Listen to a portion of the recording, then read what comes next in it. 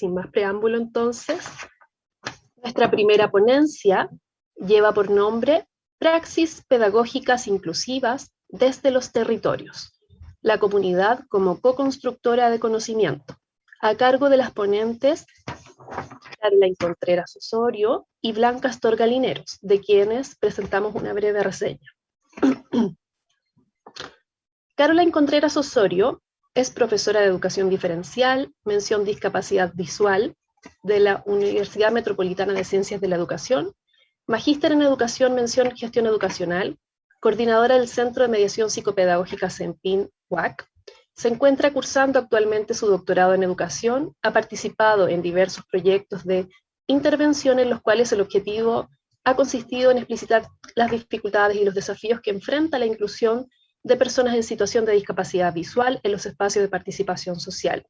También ha actuado como asesora institucional en temas de accesibilidad y derechos. Se encuentra realizando una investigación que se aboca al reconocimiento y la construcción de praxis pedagógicas en educación diferencial desde la justicia social,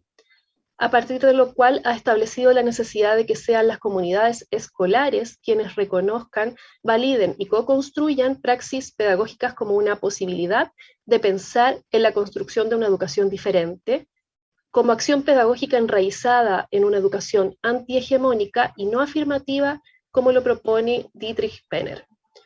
La praxis se define como una acción transformadora que es problematizada entonces por los actores involucrados, ensayando cambios desde una perspectiva crítica, actuando consciente y colectivamente sobre la realidad. Por su parte, Blanca Astorga Lineros también es educadora diferencial, doctora en educación, actualmente es directora de la Escuela de Pedagogía en Educación Diferencial y Enseñanza Básica de la Universidad Academia de Humanismo Cristiano. Como académica imparte diversas asignaturas de formación inicial docente en esta carrera, con énfasis en prácticas docentes. Es además integrante de la línea de investigación de la Pedagogía Dialógica para la Justicia Social del Centro de Investigación en Educación para la Justicia Social, CIEJUS. Es integrante de la Red de Investigación de Acción Colaborativa, CARN, y de representante del CIEJUS en ARNA, en la cual integra el Comité Organizador Diálogos Latinoamericanos. Ella es investigadora asociada en proyectos Fondesit, actualmente en ejecución. La línea de trabajo de la doctora Astorga corresponde a la pedagogía dialógica, bajo la cual ha desarrollado investigaciones sobre vínculos organizacionales de aulas comunitarias, como también sobre didáctica dialógica. En la actualidad, ha escrito y ha participado en la autoría de diversos artículos que revisan la temática de la justicia social, en tanto nociones de reconocimiento y paridad participativa,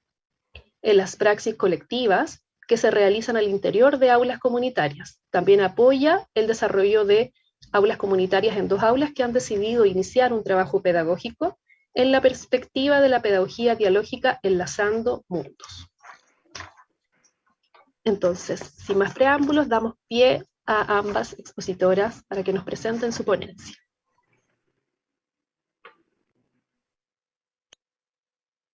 Hola, buenas tardes. Me toca dar inicio a esta presentación y mostrar un poco el trabajo que ya hemos venido desarrollando como comunidad investigativa junto con Blanca. La idea de presentar hoy nuestros primeros avances, ¿no es cierto?, corresponden a esta investigación en desarrollo, pero además corresponden a un trabajo que como comunidad hemos estado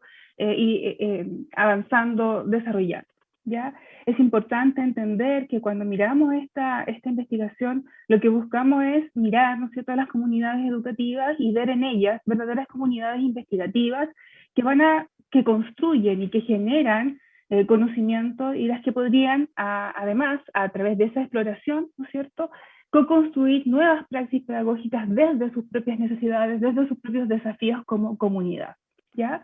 Y que eso obviamente nos invita a mirar como referente la misma inclusión educativa. Para comenzar, claramente nosotros tuvimos que ver toda una mirada de qué es lo que estaba sucediendo en el territorio, y con ello llegamos a estas interrogantes problematizadoras, las cuales nos dan, ¿no es cierto?, el camino a seguir, pero que intencionan mirar cuáles son las contradicciones en el abordaje de la educación inclusiva en Chile, cuáles son los desafíos que enfrentan el día a día, y cuáles en comunidad pueden, ¿no es cierto?, ir avanzando y encontrando, ¿no es cierto?, un proceso o un procedimiento como poder instalar nuevos aprendizajes, ¿ya? Cuando hacemos estas preguntas tenemos que mirar primeramente hacia la política pública y educativa en Chile y nacional e internacional, porque base a las normativas internacionales, que nuestras normativas en Chile han ido evolucionando, ¿ya? Y nos parece muy interesante mirar que a partir de estas políticas internacionales, ya desde el año 2006 hemos visto un avance significativo en lo que significa la mirada que hay hoy desde la normativa chilena hacia lo que son los procesos de inclusión. Es importante señalar que desde el año 2006, a partir de un movimiento estudiantil, se empieza a hacer mucho más sentido a las políticas de inclusión en Chile, ¿ya? Desde la ley de educación escolar preferencial, la ley general de educación que va teniendo cambios, ciertos elementos del decreto 170 que hace mirar a las personas con discapacidad o con necesidades educativas especiales, transitorias y permanentes. Y con eso nos hace mirar también otra contradicción, porque estamos hablando siempre de inclusión, pero generalmente nos quedamos con los que están etiquetados, con las personas que tienen algunas dificultades contextuales y que no tienen que ver meramente con ellas, sino que con el contexto que las acoge. Por lo tanto, vamos viendo cómo han ido teniendo sentido de acuerdo a ciertos grupos, ¿verdad? Pero la inclusión es más que eso, no solo mirar a alguien que no tiene o al que tiene otras características. Y con ello, ¿no es cierto?, empezamos a visualizar que la política chilena ha mirado hacia el aseguramiento de la calidad. Y de hecho, al mirar desde un enfoque inclusivo, está mirando también hacia la formación docente, y no solo de educadores diferenciales, sino que a toda la formación, intentando instalar en ellos también un conocimiento mayor para poder hacer, digamos, políticas de inclusión y con ello lograr la verdadera inclusión. ¿Ya? Entonces, hay un avance desde la mirada discriminadora, segregadora, hasta este enfoque mucho más inclusivo. Claramente nos falta mucho por llegar allá, y desde ese enfoque hemos mirado que el sistema educativo chileno, claro, hace una mirada hacia la educación inclusiva, mira las barreras, mira las necesidades de establecer apoyo específico, entregar oportunidades, pero casi son elementos accesorios y no que van a involucrar, digamos, a las comunidades, sino que tratar de dar equidad a eso que les está faltando, pero que en el fondo no asegura una mejora de la calidad de la educación y mucho menos una calidad de educación inclusiva. Busca también mirar una educación para todos, ahí hace enfoque o tiene muy a conciencia lo que es el enfoque de derecho de toda persona que quiera acceder al mundo y al campo de la educación. Y aquí no solamente, quizás nuestra normativa solo mira al estudiantado, pero falta mirar también al docente, y en una comunidad educativa tenemos que mirar a todos los actores. Hace un enfoque a la calidad, claramente, porque busca, ¿no es cierto?, dar equidad a esas dificultades en el acceso, en el progreso. Queremos comprometernos con que lograr ese aprendizaje, lograr ese proceso de inclusión lo más armónico posible. Y finalmente, dentro de las mismas políticas, mira hacia la inclusión, mira la diversidad, tratando de poner fin al lucro, a la selección, para que estos no sean elementos segregadores cuando queremos establecer un trabajo, ¿no es cierto?, desde la inclusión. Y ahí me parece importante rescatar, ¿no es cierto?, que la naturaleza conceptual de la inclusión busca mirar la multiplicidad que existe en las comunidades, en el ámbito educativo. Ahora, cuando miramos la política pública y miramos cómo ha ido incrementándose nuevas normativas para hacer bajada a la educación, a la escuela propiamente tal, vemos ahí que siguen tensionándose elementos entre la educación inclusiva y sin exclusiones, porque hay una tensión ahí y que se contradice, porque por una parte hablamos de educación inclusiva, pero hablamos desde la exclusión, desde lo que falta, desde lo que no existe, y etiquetamos. Entonces, hay una mirada teórica de la inclusión que sigue y tiende a ser siempre excluyente de otros o otras. Y lo que debiésemos buscar es buscar una inclusión que abarque, ¿no es cierto?, las necesidades de todos, tanto los que están para aprender como los que están desarrollando sus prácticas de educación, ¿cierto? Y vemos que sigue tensionándose la ausencia de un conocimiento claro de los desafíos, porque claro, la política pública, las normativas nos miran hacia ciertos elementos, pero ¿qué pasa en las comunidades, en las escuelas como tal? A veces esas necesidades son muy distintas a las que está ofreciendo como respuesta la política pública. Y por último, también es importante ahí ver las dificultades, ¿no es cierto?, que se realizan principalmente los profesionales de la educación en su propia labor. Y vemos ahí una cierta disociación, porque por una parte medimos la calidad de los aprendizajes y pedimos que la formación docente, ¿no es cierto?, avance en esta línea inclusiva, pero aún así todavía parece ser escasa los elementos que se entregan, ¿no es cierto?, en la formación docente, y cuando vamos a los territorios además nos encontramos con nuevos desafíos y no los que están pensados en la política, ¿ya? Pero mirar esto, mirar a la comunidad nos invita a hacer y a plantear respuestas conjuntas. Eso quiere decir las comunidades educativas llamadas escuelas, las comunidades educativas llamadas universidades para formar y que invitan a participar no solo a los profesores, sino que a todos los otros profesionales, a la familia, a los estudiantes, a las mismas personas que forman parte de ese territorio. Y eso nos permitiría alcanzar la equidad. Cuando miramos estas tensiones, seguimos viendo allí que hay una dificultad en cómo entender la educación inclusiva. Es más, si uno mira, hay muchas conceptualizaciones y todas estas definiciones pasan por diferentes puntos o necesidades que a veces distan de lo que sucede en la realidad de una escuela. Y es importante entender, ¿no es cierto?, y expresar que es deber de la escuela, es deber del Estado, es deber de todos nosotros considerar el valor del otro por ser un legítimo otro, y no porque tenga algunas distinciones, ¿ya? Es importante entonces también empezar a analizar el quehacer pedagógico. Hay que ir interrogándose constantemente de acuerdo a las relaciones, claro, estructurales, multidimensionales, pero propias de cada comunidad, y no las que visualiza la política pública, porque ya hay una distancia. Y entender que en esa frontera nos separa, ¿no es cierto?, un elemento formativo, un elemento de la praxis, un elemento de lo que finalmente logramos desarrollar en los contextos educativos, y en el fondo de la toma de decisiones para poder desarrollar las prácticas educativas que tengan un enfoque inclusivo. Desde allí nos parece importante rescatar lo que plantea Santos de Sousa como un elemento, ¿no es cierto?, que orienta nuestro quehacer y que plantea que el resultado del olvido, de ese aprendizaje, de lo implícito en el proceso de aprendizaje, es recíproco cuando se consigue la interdependencia. Entonces, cada paso que damos a cualquier saber, tenemos que permitirnos poder incorporar nuevos aprendizajes, olvidando, desaprendiendo lo que se ha instalado negativamente cuando hablamos de inclusión educativa desde la segregación o desde el elemento excluyente. ¿Ya? Blanca. Muchas gracias, Caroline. Bueno, voy a profundizar en algunas ideas que ha señalado hasta este momento la presentación Caroline. Señalar de alguna manera que la relación escuela y comunidad es una relación estrecha, ineludible, impostergable, sobre todo en los tiempos que corren hoy en día y las necesidades y las demandas que nos van instalando la sociedad respecto a cómo enfrentar cuestiones tan importantes, tan de peso como una de ellas es la educación inclusiva. Entonces, señalar que en esta búsqueda, en esta investigación, lo que hemos querido hacer es analizar la experiencia de aulas comunitarias que hacen esta relación estrecha entre escuela y comunidad, ¿cierto?, donde hay una integración de saberes, dada la incorporación de diversos agentes sociales, culturales, locales, educativos, a las aulas, en esta forma de aulas comunitarias, ¿cierto?, que se alientan desde una perspectiva pedagógica, que es la pedagogía dialógica Enlazando Mundo, en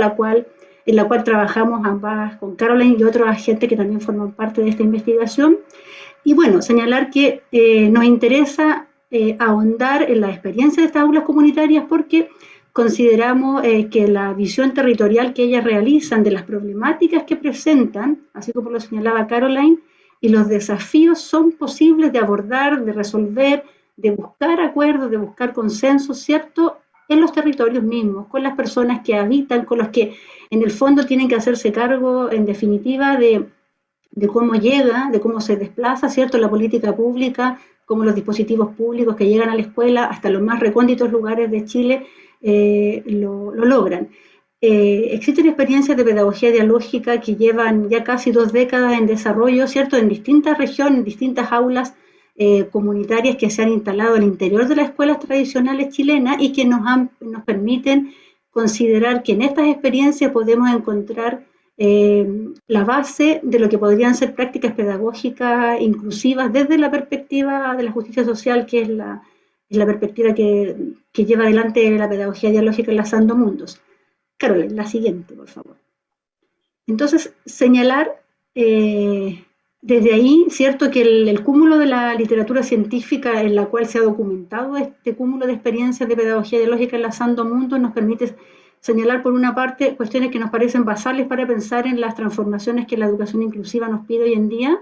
y por una parte entonces señalar la visión social que se tiene del quehacer educativo, que realizan los maestros, los estudiantes y otros agentes sociales que participan en las aulas, ¿cierto? Que participan de la tarea diaria del aprendizaje.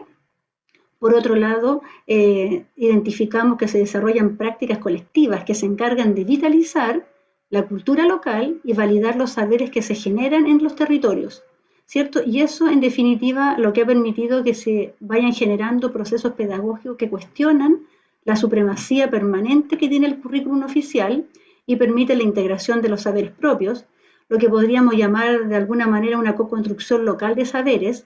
considerando que en todos los casos esta co-construcción local que se lleva al aula, que se comparte con los estudiantes, que genera finalmente conocimiento educativo, conocimiento escolar, es proclive también a procesos participativos de inclusión. La que sigue. Ya, entonces, en relación a estos antecedentes que ya le hemos compartido, lo que nos queda pensar entonces si la política pública y el sistema educativo chileno van en una dirección que muchas veces deja fuera a las comunidades, a los agentes locales, a las personas que están interesadas en las transformaciones profundas en la educación chilena, y hay comunidades y hay experiencias de aulas comunitarias que están interesadas en eso. Nos queda preguntarnos entonces cuál es el rol que cumplen estas comunidades territoriales en el proceso de educación inclusiva y cuáles son, a su vez, cierto, al interior de estas dinámicas que ellas mismas desarrollan, cuáles son las praxis pedagógicas inclusivas que construyen en cada una en sus aulas. La siguiente. Y bueno, el devenir del trabajo que hemos ido desarrollando en esta investigación nos permite señalar algunas ideas muy gruesas que voy a compartir acá, que tienen que ver con que necesariamente para pensar en avanzar en conocimiento sobre educación inclusiva que genere transformaciones reales, que permita a las comunidades ser parte de los procesos de inclusión, que desestime la lógica tradicional desde donde se considera la educación inclusiva, es considerando que se puede hacer investigación científica en la escuela y que obviamente eso implica un tránsito epistemológico entre los distintos agentes que participan de las investigaciones, ¿cierto? En este caso son las mismas aulas comunitarias que alientan sus procesos pedagógicos, ¿cierto? Y que a su vez se convierten en agentes de creación de conocimiento más que solamente en agentes de recepción de resultados, recepción de dispositivos a desarrollar como parte de los procesos inclusivos que muchas veces desde la normativa vigente se establecen. En concordancia con eso, nuestro diseño, nuestra metodología de trabajo en esta investigación adscribe el paradigma participativo, ¿cierto?, en el cual lo que se considera,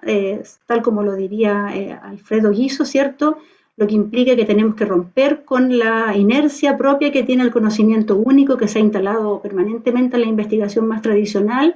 implicando eso desaprendizaje, ruptura, ese aprender y desaprender de construcciones respecto a lo que consideramos que es la investigación. Por lo tanto, muy en la lógica de esa tarea, implica que quien investiga deja de ser el sujeto que tiene la soberanía del conocimiento, ¿cierto?, sino que el conocimiento se construye en la participación con otros, por decirlo de alguna manera más sintética.